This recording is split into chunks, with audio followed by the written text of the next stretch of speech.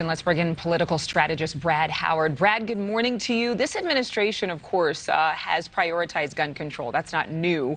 But in terms of his talk, he is making more of a concerted effort to support law enforcement.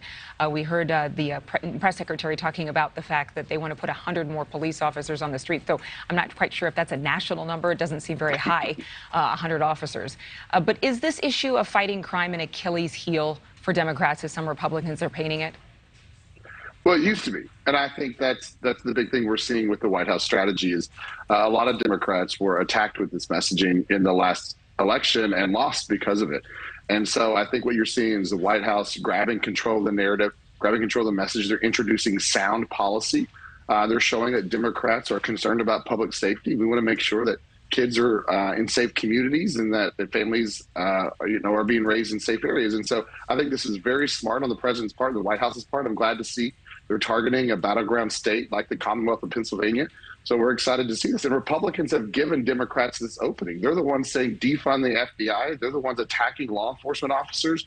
They are the ones that are supporting insurrectionists that physically beat and attacked Capitol Police officers. So, I mean, I think it's very smart that we're turning the tables on Republicans here and showing them for who they really are. But I think there will be a lot of people watching at home who might be a member of the Republican Party saying that some of the loudest voices in the Democratic Party have had very vocal stances on defund the police. So can the president reshape perceptions about his administration and Democrats' ability to combat violence?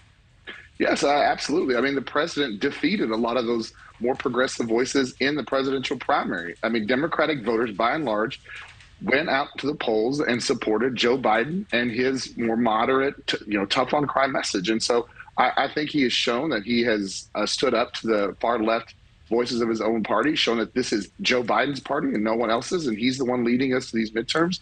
And I think he's got a strong case for renomination in 2 years. But do you think that most Americans are aware of his position on policing?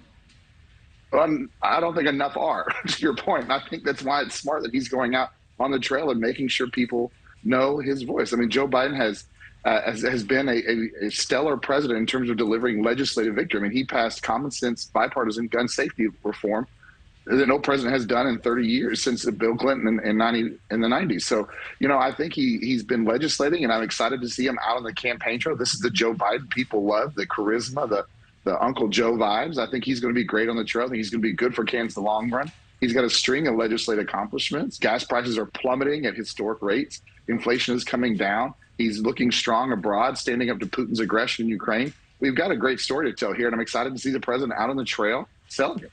All right, Brad Howard, thank you very much for your time on Morning in America. Thank you. Y'all have a great day. You too. Thank you for watching. Go to newsnationnow.com to find NewsNation on your television provider. And don't forget to click the red subscribe button below to get more of NewsNation's fact-driven, unbiased coverage.